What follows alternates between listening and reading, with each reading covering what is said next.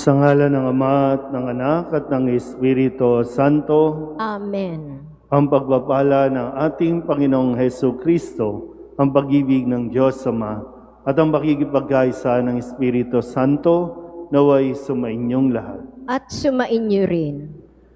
Mga kapatid, aminin natin ang ating mga kasalanan upang tayo'y maging marapat gumanap sa banal na pagdiriwang. Inaamin ko sa makapangyarihang Diyos at sa inyo mga kapatid na lubha akong nagkasala sa isip, sa salita at sa gawa at sa aking pagkukulang. Kaya isinasamo ko sa mahal na Birhen Maria, sa lahat ng mga anghel at mga banal, at sa inyo mga kapatid na ako'y panalangin sa Panginoong ating Diyos. Kaawaan tayo na makapangyarihang Diyos, patawarin tayo sa ating mga kasalanan at patnubayan tayo sa buhay na walang hanggan. Amen. Panginoon, kaawaan mo kami. Panginoon, kaawaan mo kami. Kristo, kaawaan mo kami. Kristo, kaawaan mo kami. Panginoon, kaawaan mo kami. Panginoon, kaawaan mo kami. Manalangin tayo. Ama naming makapangyarihan, buong galak naming pinararangalan ang alaala ni Santa Scholastica. Ang pagtingin namin sa Kanya bilang huwaran sa katapatan ay magbunga nawa ng aming pagkakaroon ng maaasahang pag-ibig sa aming paglilingkod sa iyo, sa pamumuhay sa walang malimong kagalakan, sa pamamagitan ni Hesu Kristo, kasama ng Espiritu Santo, magpasawalang hanggan. Amen.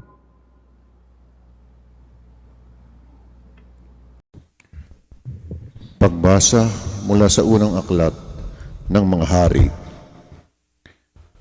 Noong mga araw na iyon, ang matatanda ng Israel, ang mga puno ng mga angkan, ay ipinatawag ni Solomon sa Jerusalem upang kunin ang kabanang tipan sa Sion, ang kuta ni David.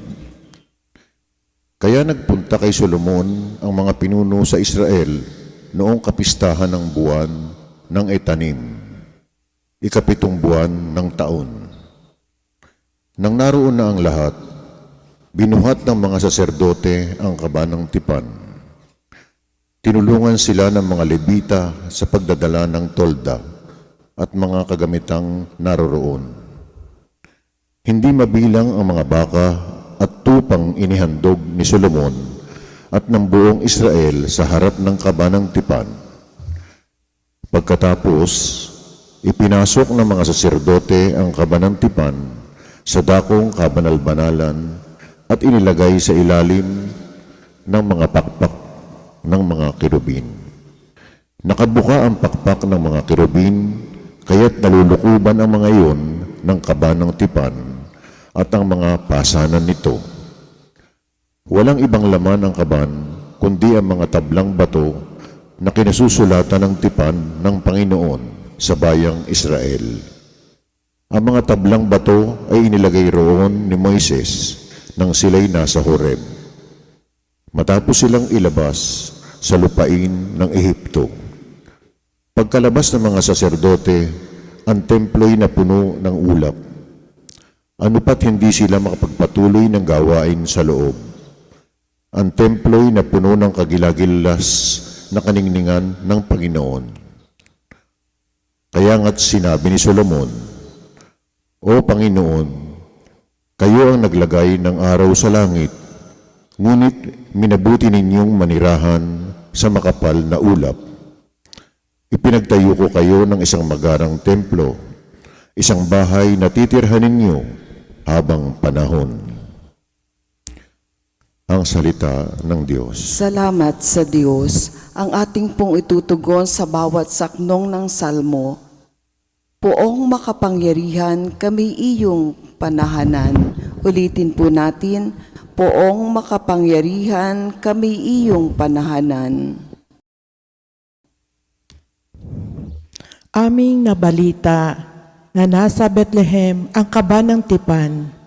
Sa bukid ng Jaar namin nasumpungan ang aming sinabi. Ang templo ng Poon ay puntahan natin.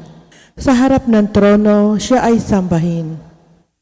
Poong makapangyarihan, kami iyong panahanan. Sa iyong tahanan, Poon, pumasok ka kasama ang kaban. Ang kabang sa gisag ng kapangyarihan. Ang mga saserdote, bayaang maghayag ng iyong pagliligtas. Ang mga hinirang sumigaw sa galak.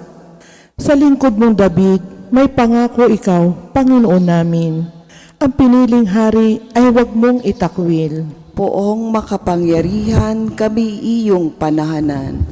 Alleluia, Alleluia, Alleluia. Ipinangaral ni Jesus ang paghahari ng Diyos. Sakit ay kanyang ginamot. Alleluia, Alleluia, Alleluia. Sumainyo ang Panginoon. At sumainyo rin. Ang mabuting balita ng Panginoon ayon kay San Marcos. Papuri sa iyo, Panginoon. Noong panahong iyon, sina Jesus at ang kanyang mga alagad ay tumawid ng lawa at pagdating sa Genezaret ay isinadsad nila ang bangka. Paglunsad nila, nakilala siya agad ng mga tao, kaya't nagmamadaling nilibot ng mga ito ang mga pook sa paligid at ang mga may sakit na nakaratay na sa higaan ay dinala nila kay Jesus. Saan man nila mabalita ang naroon siya at saan man siya dumating, maging sa nayon, lungsod o kabukiran, ay dinadala sa liwasan ang mga may sakit at isinasamo sa kanya na pahipuin sila kahit man lamang sa palawit ng kanyang kasuotan. At lahat na makahipo nito ay gumagaling. Ang mabuting balita ng Panginoon. Pinupuri ka namin, Panginoong Heso Kristo. Isang magandang gabi po sa inyong lahat. Ngayon po ay Lunes ng ikalimang linggo sa karaniwang panahon at sa tulong ni Santa Scholastica at tinawang maunawaan ang mensahe ng ating Panginoon sa gabing ito ng ating pagdiriwang. Sino po ang pinakamatagal ng nakatira dito sa bayan ng Gagalangin? Siguro mga 1930s. Nandito na kayo, 1930s. Panahon ng gera, no? Panahon ng Hapon, Kastila. Ano itsura nitong Gagalangin dati?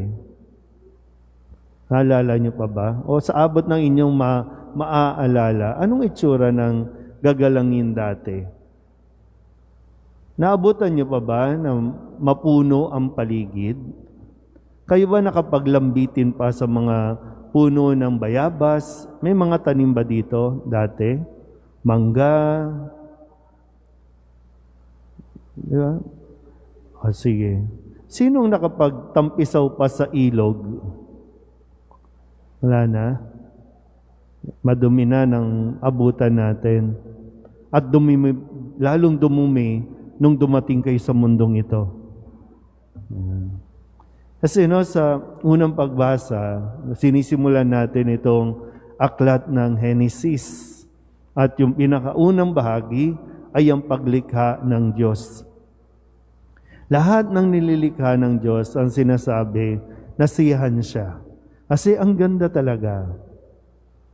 Ewan ko, doon sa mga lugar na talagang hindi pa naaabot ng sasakyan, hindi pa naaabot ng mga modernong kagamitan, talagang masasabi mo, ang ganda ng kapaligiran. Yung bang pagsapit ng gabi, pag tumingala ka, marami kang makikreate na creature doon sa mga bituin. Napakaganda, napakaliwanag. Nung panahon ng COVID, di ba, mula dito, pag umakyat ka sa mataas na gusali, natatanaw mo na yung kabundukan ng Antipolo ng Rizal. Sabi, ay, yun pala yun. Pero bago ang COVID, hindi natin nakikita. Sa kapal ng usok. Yung ilog, talagang hindi mo maintindihan ano nangyari sa ilog. Dapat tubig ang umaagos dyan, pero bakit basura ang umaagos dyan? Nilikha ba ng Diyos na madumi ang daigdig? Yan. Sana, para kasing wala tayong pakialam sa kung ano nangyayari sa kalikasan natin. Basta okay na yun, magro-rosaryo ako, bahala kayo dyan, Pero hindi nyo alam, lahat tayo apektado kapag nagulo ang kalikasan. Hindi nilikha ng Diyos ang sakit. Pero sabi sa Ebanghelyo, maraming tao ang may sakit na dinadala kay Jesus. At sino man ang makahipo nito, kahit sa laylayan ng damit niya, ay gumagaling. Sa unang bahagi, nilikha ng Diyos ang daigdig na napakaganda, yung kalikasan, pero sinira ng tao. At ngayon, bumabalik ang Panginoon sa katauhan ni Jesus at nire-restore niya ulit yung ating pong maging sa ating mga pisikal na pagkasira sa pagkakasakin, tanging ang Diyos din ang nakaka-restore nito. Pero magandang paalala kasi na ihintayin mo pa ba na magkasakit ka? Minsan may mga pagkakataon na hindi mo na maibabalik yung mga naputol na puno dyan sa daanan natin, hindi mo na maibabalik. Kapag nagkasakit ang tao, hindi na yan maibabalik. Nasira na ang baga mo, nasira na ang bituka mo, o kung anumang bahagi ng katawan mo, dahil sa kapabayaan, dahil bahagi tayo ng nilikha ng Diyos, na mabuti, maganda, pero inaabuso natin ang lahat ng nilikha ng Diyos. Magandang paalala ito sa atin, Huwag na nating hintayin na mapirwisyo tayong lahat dahil sa kalikasan. At huwag nating isisisi sa Diyos, huwag nating isisisi sa kalikasan ang mga kaguluhang nangyayari sa atin. Dahil tao ang may kapabayaan. Sa kabutihan ng Diyos, gusto niyang ibalik yung mga nasira sa atin. Gusto niyang ibalik at talagang kayang-kaya niyang ibalik ang dating sigla, ang dating ganda ng kanya ring nilikha. Amen?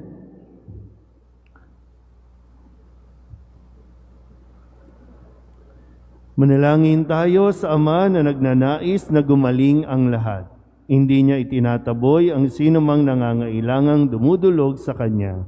Ang ating pong itutugon, banal na tagapagpagaling, mahabag kayo sa lahat. Banal na tagapagpagaling, mahabag kayo sa lahat. Bilang simbahan, naway huwag nating isarado ang ating mga puso sa pangangailangan ng ating kapwa. Bagkus ibahagi natin ang pag-ibig ng Diyos sa kaninuman. Manalangin tayo sa Panginoon. Banal na tagapagpagaling, mahabag kayo sa lahat.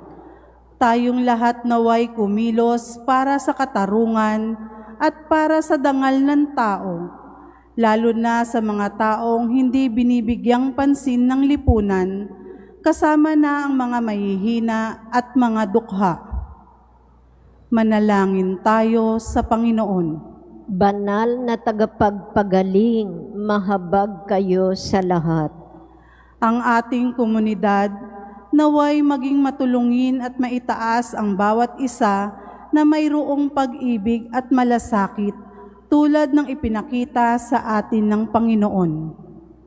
Manalangin tayo sa Panginoon. Banal na tagapagpagaling, mahabag kayo sa lahat.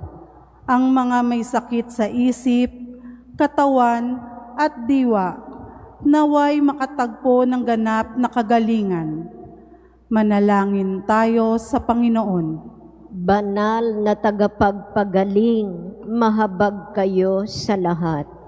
Ang mga tapat na yumaoy, naway tumanggap ng walang hanggang kapayapaan. Manalangin tayo sa Panginoon. Banal na tagapagpagaling, mahabag kayo sa lahat. Idulog din natin sa Panginoon ang ating mga personal na kahilingan at mga panalangin para sa ating mga pamilya, kasama din ang mga kahilingan ng mga nanonood sa online. Lahat ng mga misang pasasalamat, espesyal na intensyon, agarang paggaling ng mga may sakit, tang lahat ng mga kaluluwa na inihiling na ipagdasal sa misang ito.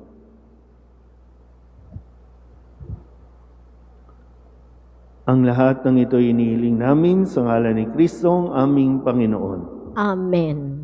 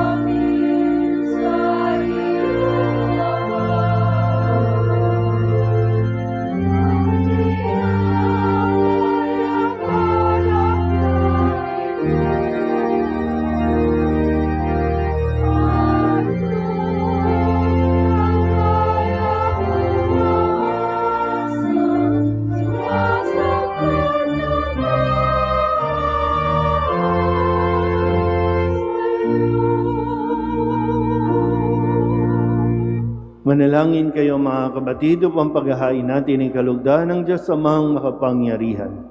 Tanggapin nawa ng Panginoon itong paghahain sa iyong mga kamay, sa kapurihan niya at karangalan, sa ating kapakinabangan at sa buong sambayanan niyang banal. Ama naming lumikha, sa pagpapahayag namin sa iyong kadakilaan, ngayong ginugunita namin ang dalagang si Santa Scholastica, ang kalugod-lugod niyang kagitingan sa pamumuhay ay magpagindapat nawang kalugdan mo ang aming mga alay sa pamamagitan ni Jesucristo kasama ng Espiritu Santo magpasawalang hanggan. Amen. Sumainyo ang Panginoon. At sumainyo rin. Itaas sa Diyos ang inyong puso at diwa. Itinaas na namin sa Panginoon. Pasalamatan natin ang Panginoong ating Diyos. Marapat na siya ay pasalamatan. Ama naming makapangyarihan, tunay nga marapat na ikaw ay aming pasalamatan.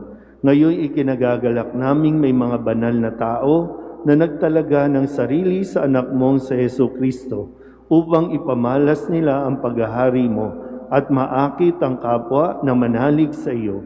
Ngayon sa aming ibinibigay ng iyong anak na minamahal, ang kabanalang iyong taglay at hangad mong kamtin ng tanan. Ito ang pinanggalingang amin ngayong nililingon. Dito mo rin nais na kami makarating at tumantong. Kaya kaysa ng mga anghel na nagsisiawid ng papuri sa iyo na walang humpay sa kalangitan, kami nagbubunyi sa iyong kadakilaan.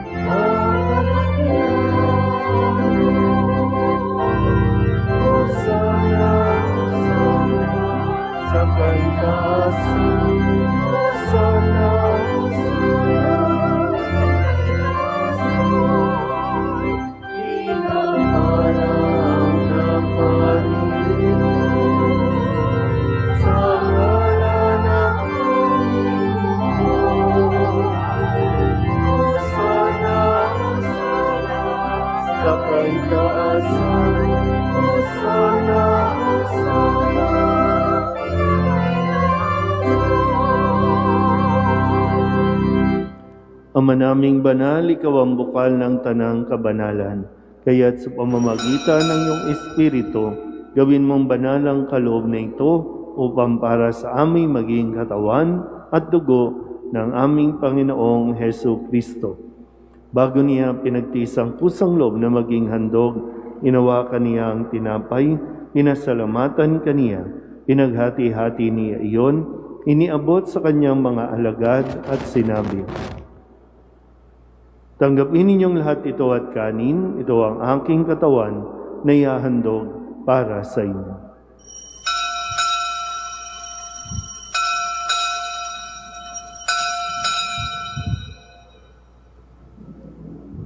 Gayun din naman nung matapos ang hapunan, inawakan niya ang kalis, muli kaniyang pinasalamatan.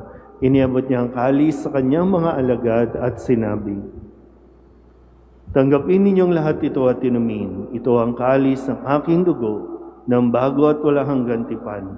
Ang aking dugo na ibubuhos para sa inyo at para sa lahat sa pagpapatawad ng mga kasalanan. Gawin ninyo ito sa pag-alaala sa akin."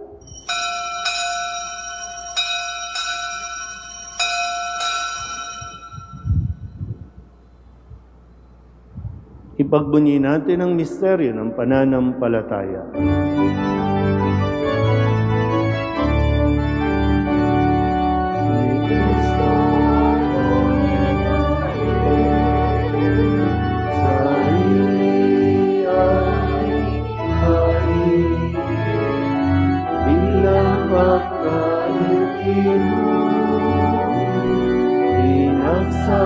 Pinagsasaluhan natin hanggang sa siya'y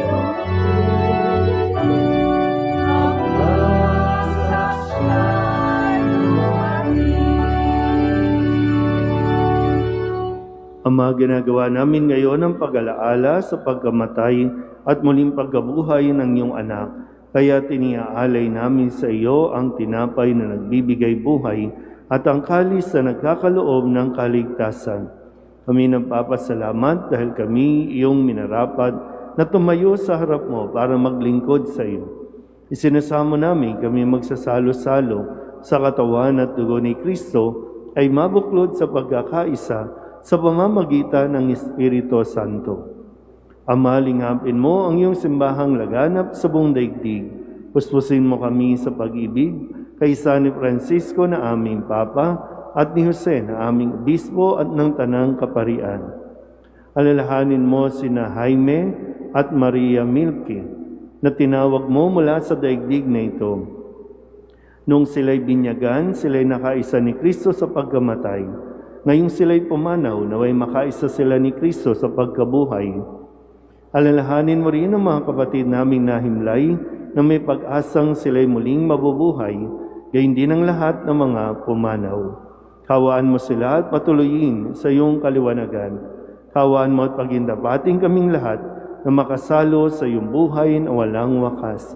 Kaysa ng mahal na Birheng Maria na Ina ng Diyos, ng kabiyak ng puso niyang si San Jose, kaysa ng mga apostol at ng lahat ng mga banal na namuhay dito sa daigdig ng kalugod-lugod sa iyo, may pagdiwang nawa namin ang papupuri sa ikararangal mo sa pamamagitan ng iyong anak na aming Panginoong Heso Kristo.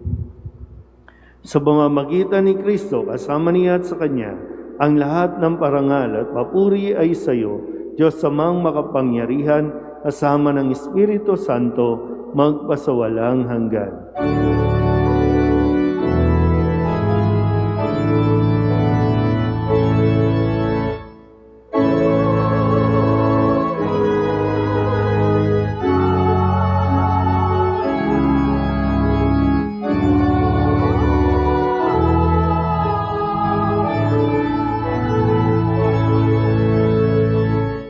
Sa tagubilin ng mga nakagagaling na utos at turo ni Jesus sa Panginoon natin at Diyos, ipahayag natin ang lakas loob.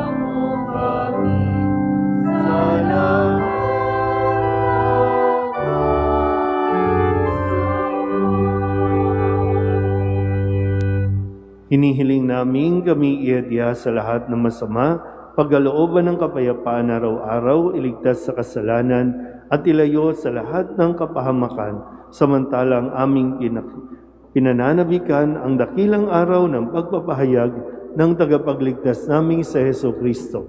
Sapagkat iyo ang kaharian at ang kapangyarihan at ang kapurihan magpakailanman. Amen. Panginoong Heso Kristo, sinabi mo sa iyong mga apostol, kapayapaan ang iniiwan ko sa inyo, ang aking kapayapaan ang binibigay ko sa inyo. Tunghayan mo ang aming pananampalataya at huwag ang aming mga pagkakasala. Pagkalooban mo kami ng kapayapaan at pagkakaisa ayon sa iyong kalooban, kasama ng Espiritu Santo, magpasawalang hanggan. Amen. Ang kapayapaan ng Panginoon ay laging sumainyo. At sumainyo rin. Mabigayan po tayo ng kapayapaan sa isa't isa.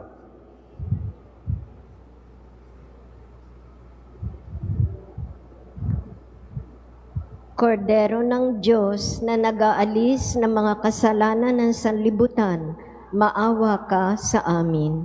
Kordero ng Diyos na nag-aalis ng mga kasalanan ng sanlibutan, maawa ka sa amin. Kordero ng Diyos na nag-aalis ng mga kasalanan ng sanlibutan, ipagkaloob mo sa amin ang kapayapaan. Ito ang kordero ng Diyos. Ito ang nag-aalis ng kasalanan ng sanlibutan. Mapalad ang mga inaanyayahan sa kanyang piging. Panginoon, hindi ako karapat-dapat na magpatuloy sa iyo, ngunit sa isang salita mo lamang ay gagaling na ako.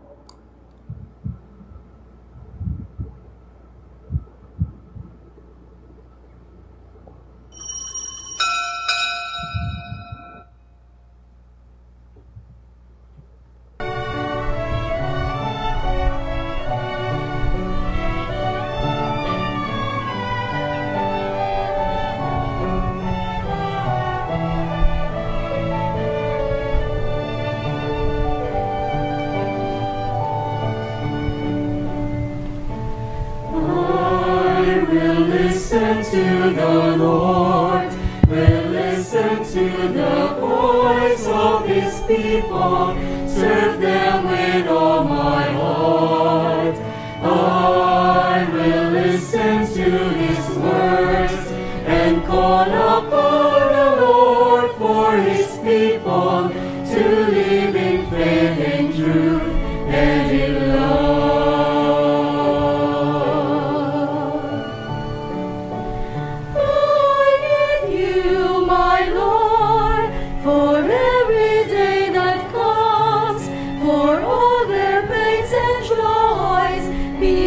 To understand, they may seek you, my Lord, and reach into your hands. May you comfort their sorrows and heal their wounded hearts. I will listen to the Lord, will listen to the voice of His people, serve them with all my heart.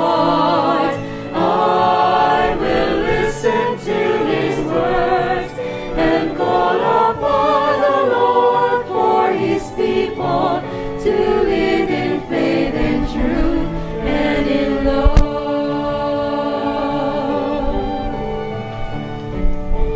I believe you, my Lord, show them your truth and love. When darkness overtakes them, your light shines from above. I will be there, my Lord, to lead at your command.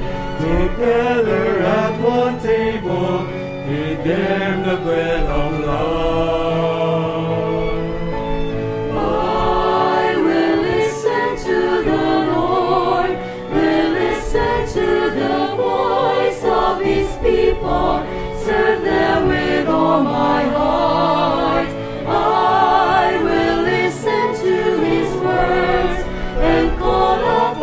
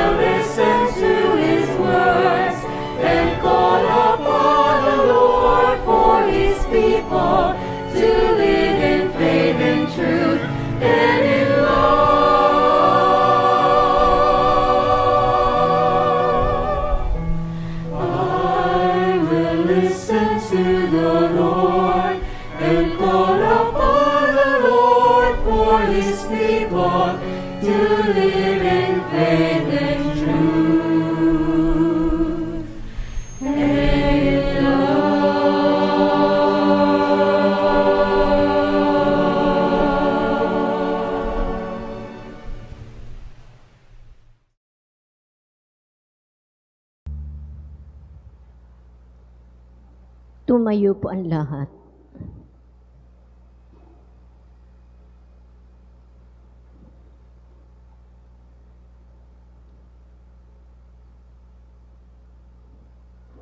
Manalangin tayo. Ama naming mapagmahal, sa pagsasalo namin ngayon sa banal na pakikinabang, matulungan nawa kami ng ulirang katapatan ni Santa Scholastica upang tanging ikaw ang aming mahalin habang inaako namin ng malasakit ni Jesucristo kasama ng Espiritu Santo magpasawalang hanggan. Amen. Sumainyo ang Panginoon. At sumaiyo rin. At pagpalain kayo ng makapangyarihang Diyos, Ama at Anak, at Espiritu Santo. Amen. Tapos ang banal na misa, humayo tayo sa kapayapaan ni Kristo. Salamat sa Diyos. Magandang gabi po.